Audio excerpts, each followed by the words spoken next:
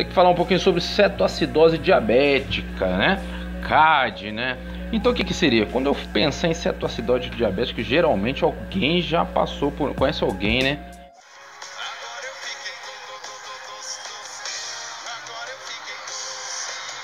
Acidose, isso é algo muito comum lá na unidade intensiva ali do hospital. A gente, né, é praxe, sempre tem alguém, né, um jovem, né, com cetoacidose diabética. Geralmente é jovem, esse é o perfil, né? É um jovem, né, ou um adulto, pode ser um adulto, mas geralmente é mais jovem, com algum foco urinário, algum tipo de infecção, né, que vai acabar descompensando e tendo essa cetoacidose diabética, tá bom? Mas o que é então? Então é diabetes tipo 1, tá bom? Né? Então possui 3 critérios para diagnóstico. Então eu vou ter glicemia acima de 200 mg decilitro, tá bom? Eu vou ter o pH dele um pouco inferior a 7,3, tá? Ou bicarbonato inferior a 15, tá? E é principal, né, a proteína que vai realmente, né, baixar o pH desse meu paciente é o beta-hidroxibutirato, tá? Certo, então a gente não vai lembrar muito do acetocetato na urina, porque a gente vai ver aí que o acetocetato, mesmo quando o paciente está melhorando, ele tende a aumentar a presença dele na urina, mas o que vai realmente abaixar o pH desse nosso paciente é esse beta-hidroxibutirato, tá bom? Então, a diferença também do diabetes tipo 1 para o diabetes tipo 2, eu vou ter insulinodependência absoluta, ou seja, as minhas células betas do pâncreas não produzem nada, tá bom? Então aí as complicações diabéticas agudas, né, do CKD é o estado hiperglicêmico do EH. Então geralmente o estado hiperglicêmico, né, hiperosmolar aqui, eu vou ter em pacientes mais velhos, mais desidratados, aquele senhorzinho que já quase não levanta da cama, tá meio quebradinho, coitado, não bebe água, ele vai também, né, pela desidratação, ele vai fazer um pouco de hiperglicemia, tá bom? Então vamos ver aqui, ó. Então qual que é a diferença aqui? Deixa eu só subir aqui. Então, ó, qual que são os elementos, né, da insulina, né, que vão, os hormônios que vão trabalhar em cima da insulina. Então a minha insulina, ela vai baixar a glicemia, tá bom? Ela vai diminuir os corpos cetônicos também e vai trabalhar no anabolismo, tá? E macromoléculas, tá? Já os meus elementos contra-insulínicos vão fazer que é cortisol, cara, é sistema de luta e fuga, é cortisol, é adrenalina, é glucagon, tá bom? Então ele vai aumentar a glicemia, vai também aumentar meus corpos cetônicos, né? E vai aumentar o catabolismo, tá bom? Então vai ter liberação de glicose, ácidos graxos, glicerol e aminoácidos, tá bom? Antes disso, eu queria só lembrar aqui, ó, quais são os tipos de diabetes que eu tenho, né? A gente tipo 1 e tipo 2, senso comum, tranquilão, resolveu 99% da vida real, tá? Tipo 1, tipo 2, tá bom? Mas, para questões de provinha, a gente temos aqui o LADA, tá? E o MOD. Os demais nem para prova cai, tá bom? Mas é importante saber, mas geralmente, tá? Isso aí, a gente vai ter a ajuda lá do nosso querido nefro, né? Nosso querido endócrino, e ele vai nos falar então que o tratamento é muito parecido, tá bom? Então vamos ver aqui eu queria chegar, né? Mas antes disso eu vou trabalhar um pouquinho a fisiopatologia, mas aqui eu já tenho as insulinas aqui, né? Eu tenho insulina regular, a lispro-asparte e a glucina, que são insulinas que vão atacar o paciente ali, vão rebaixar a glicemia dele de imediato, né? Aqui o tempo, a relação tempo e o efeito da insulina. Vamos trabalhar em que mais aqui? Insulina regular, tá? E essa NPH intermediária, tá bom?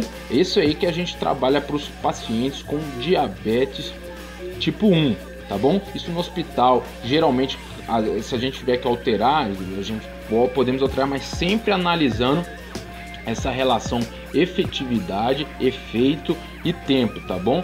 Então voltando aqui agora, como que é feito então, né, essa parte dessa fisiopatologia, né? Então o que eu tenho aqui? Eu tenho insuficiência insulínica. O que eu vou ter? Aumento da glicose acima de 200, vamos lembrar lá, tá? Vou ter o que? Acima, vai ficar hiperosmolar, vai puxar o que? A água, meu querido, vai puxar muita água, né? Então ele vai me dar uma glicosúria também. Junto com a glicosúria, o que eu vou ter? Desidratação e espoliação de potássio através da urina, tá?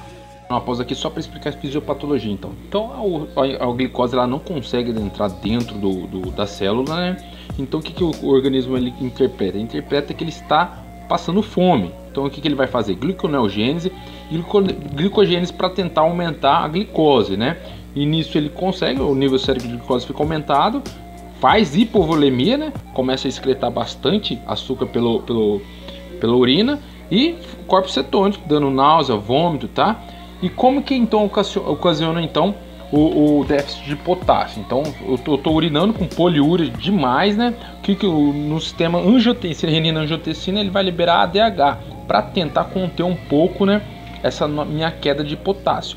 E só que esse potássio, o que é? A gente precisa de insulina para ele poder entrar. Então ele vai ter um falso, né? Uma falsa hiperpotassemia, na verdade, tá? Porque na verdade ele fica saindo das células, tá bom? E com isso eu começo a ter extravasamento de água para lá, dando uma pseudo-hiponatremia também, tá? Então eu vou ter por diluição, então eu vou ter uma pseudo-hiponatremia, beleza? Feito hiperosmolar, vai puxar, vai concentrar, ele vai ficar com poliúria, vai ficar mijando pra cacete. Já no jejum celular, pensando na parte celular, o que a gente vai ter também? A gente vai ter um aumento da lipólise, ou seja, a gente não está tendo glicose. Quais são as vias que eu tenho? Eu vou ter questão da lipólise e vou ter também às vezes as proteínas, tá bom? Então vou ter a beta-oxidação da lipólise, tá? Produzindo os corpos cetônicos, que seriam aqueles corpos cetônicos que eu acabei de dizer, que tem o ácido beta-hidroxibutírico, tá? Que é o principal ácido que vai realmente diminuir o nosso pH, e o ácido acetoacético também, tá? Junto com a acetona também, beleza? Então, nisso, o que eu vou ter nesses ácidos acetoacetônicos aí?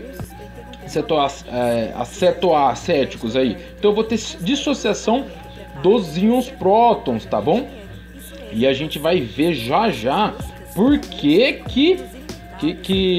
eu vou ter, o nosso organismo vai tentar fazer, como ele vai liberar, né, esses corpos cetônicos vão liberar íons prótons, o nosso organismo, com a intenção de homeostase, de não deixar que o nosso pH baixe muito, ele começa a fazer um shift ali com o potássio intracelular. Então eu começo a jogar íons H+ para dentro da célula e jogar íons potássio, tá, para fora da célula, tá bom?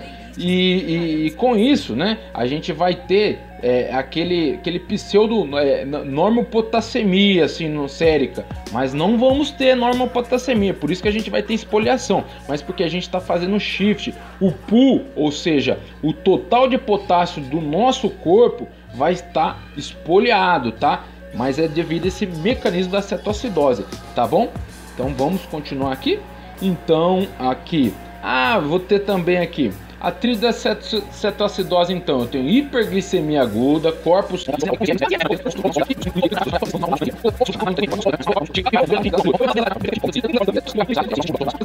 dentro da célula. O que acontece? Ele fica para fora. Mas além disso eu tenho aquele shift que eu falei para você, do íon hidrogênio, tá? Fazendo shift com potássio para o nosso pH manter. Não vai resolver, tá bom? Então a gente vai ter espoliação de potássio sim. A gente vai ver que o nosso tratamento é VIP, é volume, é insulina e é potássio. Então vamos lá então. Hidratação. Aqui cada local, né? A gente vai trabalhar aqui. Então vamos ter que corrigir já hemodinamicamente o nosso paciente, né? Vamos começar aí com cloreto de sódio, né? 0,9%, né? Nosso soro fisiológico, iniciar a etapa de 10 a 20 ml por quilo, tá? Por 1 hora, tá? Então, já na manutenção, a gente vai manter, então, o nosso soro fisiológico mais o cloreto de potássio, 10%, tá? Para fazer a reposição do potássio, né? Então, inferior a 10 kg, vamos começar com 100 ml quilo, tá? Já pacientes com 10 a 20 quilos, a gente vai fazer 1000 ml, tá? Mais 50 ml quilo. Acima de 10 quilos, tá? Já pacientes acima de 20 quilos, vamos trabalhar lá 1500 ml, tá bom? Mais 20 ml quilo acima de 20 quilos, tá bom? Não exceda nunca, tá? 1,5 a 2 vezes o volume de manutenção. Então é só fazer continuar. Criança tem mais de 20 quilos, vamos lá, 1500 ml, tá? Mais 20 ml, tá? Quilo. Então a gente fez 20 lá, vamos ter 400. Se o paciente tem 20 quilos, então vamos fazer 400 ml mais 1500 ml, quase 2 litros aí, beleza? Então tá, observação. O sódio, o paciente pode estar baixo, então hiponatremia dilucional, ou seja, é pseudo-hiponatremia. Por quê? Porque como o meu sangue ele tá cheio, né? Cheio de açúcar, fica hiperosmolar, ele acaba puxando água, então ele acaba diluindo o sódio, da pseudo-hiponatremia. Isso é dilucional, tá bom? Já hipercoremia também pode estar associada a grave, tá? E sódio corrigido acima de 160 mEq ou osmolaridade sérica acima de 300 miliosmolar, tá bom? Deve-se administrar solução salina ao meio, tá bom? Voltando aqui então, e a insulina? Como que a gente vai fazer a insulina? Vamos fazer de qualquer jeito? Não, tem que pensar qual insulina a gente vai fazer e em que momento a gente precisa fazer, tá? Então fazer EV exclusivo para insulina. Então cada local, né, se você procurar aí na diretriz aí, ele vai te passar a diluição, né? Dependendo do seu serviço, ele já tem lá a diluição como fazer, né? Aqui no hospital, se eu não me engano, a gente faz, né, uma ampola de 10 ml com 100 unidades, né? A gente dilui, né, em 100 ml de soro. Posso estar errado, mas tem um padrãozinho de cada local de trabalho aí, tá bom? Então aqui, ó, pós-hidratação, iniciar a administração de insulina regular, tá? VEV em bomba, infusão, tá? 0,1 unidades quilo-hora, tá bom? Então, paciente, vamos pensar em um paciente de 70 quilos, o que eu vou fazer aí?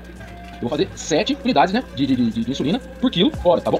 E até a resolução da acidose, tá? Então a acidose chegando a 7,3, bicarbonato acima de 15, cetonemia inferior a 1 milimol por litro, então não fazer mais bolus, tá? Então fazer redução de glicemia entre 50 a 100 mg desse litro. Se a redução for inferior a 5 mg desse litro, deve aumentar a insulina para 0,15 ou 0,2 unidades de litro, tá bom? Se a redução for acima de 100 mg desse litro, deve-se aumentar a taxa de infusão de glicose, tá bom? Então beleza, então manter a glicemia até os 200. Chegou 200, opa, chegou em 200 ali, que a gente vai começar a fazer, então agora a gente vai mudar, tá? Vamos chegar a 250 e trocamos para soro fisiológico glicosado. Por que fazer isso? Porque a gente vai continuar, a gente não tá tratando a glicemia do paciente, a gente tá tratando o pH ácido. E como que a gente trata o pH ácido? É com insulina, cara, entendeu? Aí com insulina, a gente precisa tirar os íons hidrogênios de lá, então é com insulina. Então vamos jogar potássio pra dentro, tá? Então se a gente ficar fazendo muita insulina, ele vai fazer pico hipoglicemia. Então a gente tem que fazer, né? A gente tem que acabar retomando então ele de novo com soro glicosado, senão ele vai fazer reação hipoglicêmica, tá bom? Então após a normalização da acidose, pH 730, bicarbonato 1500, tá? Ciclonemia, né? Beleza, fazer a transição de insulina venosa para via subcutânea. Aqui tem um ponto fundamental, tá? Não vamos cortar a VV e já começar a subcutânea, não. A gente vai tateando, a gente vai degradando, então, aos poucos, gradualmente a gente vai trocando a insulina EV para a insulina subcutânea. Então a gente vai diminuindo EV e vai fazendo subcutânea. Não pare de uma vez. Por quê? Aquele primeiro gráfico que eu falei, mostrei lá, relação tempo e eficácia. Então a insulina subcutânea, né, é o MPH, então a eficácia dela é menor durante mais tempo. A gente tá fazendo insulina regular, alta, rápido, entendeu? Eficácia muito alta num tempo baixo. Então, se eu trocar uma pela outra, eu tenho que fazer tateando, tá? Aos poucos, tá bom? E terceiro é o potássio, né? Porque a gente tá fazendo expressão de potássio aqui, né? Então eu vou fazer reposição de potássio deve ser iniciada quanto antes, baseado nos níveis sérios. Então, às vezes o paciente tá lá, todo paciente, pronto, ele vai estar com hipopotassemia. Só que às vezes sério ele não vai estar, porque aquele shift que eu falei pra você. Então, às vezes o nível sério dele não tá baixo, né? Às vezes tá até alto, mas o PU, ou seja, potássio total desse nosso paciente, ele vai estar elevado. Então, de qualquer maneira, a gente começa lá então com o volume de insulina, esperando chegamos nos níveis habituais de 3,555, vamos fazendo reposição de potássio, beleza? Beleza. O que eu tenho aqui agora? Peraí, opa, saiu aqui. Vamos voltar ali. Aqui seria então, né? Nosso PCG. Você pode ver aqui o QRS, o T bem apiculado, tá bom? Um V4. E aqui o bicarbonato. É necessário? Não, né? Só se o pH estiver inferior a 6,9, tá bom? Tomar muito cuidado com o bicarbonato sólido, porque ele pode fazer um edema cerebral aí, tá bom? Então, bem, né? Só aquele cheirinho, tá? 1 a 2 milimolar por quilo, tá? 1 a 2 horas, 40 a 88 mEq também, tá bom? Então, só aquele cheirinho, senão ele pode fazer edema, tá? Saiu essa bosta de novo aqui. Vamos voltar aqui. Daí a monitorização então, está compensado, glicemia capilar, repetir 1 em 1 hora, tá? Então a glicemia vamos repetir em 1 hora nas primeiras 12 horas, tá? E de 2 em 2 horas na melhora da acidose, tá bom? Beleza? Controle da cetonemia, não é necessário a gente ver a gaso, o importante é ver a gaso, aí ver a melhora do pH, tá bom? Então os eletrólitos aqui sempre vão pedir então sódio, cloreto, potássio, tá? Pra gente vendo, né? Cada 2 a 4 horas na gaso, tá? Beleza, até o whey que a gente vão acompanhando, tá? Conforme a necessidade, tá? E o volume completo, tá? Beleza, saiu de novo essa merda, saiu de novo essa bosta, essa merda. Vou botar nessa cacete de agulha. Tá, tá. Então é isso, cara. Na verdade, é isso, beleza? Então, edema cerebral, né? Se a gente, o paciente acabar evoluindo para um edema cerebral, né? Então a gente vai fazer tratamento com manitol, tá? Mas é uma situação que a gente não quer deixar o paciente chegar até aí, tá bom? Né? Por isso que a gente não deve ter que tomar muito cuidado, né? Com essa administração de bicarbonato, tá bom? Beleza? Então é isso, né? Mas é isso. Muito obrigado. Muito bonita. Esse é o final. Abraço.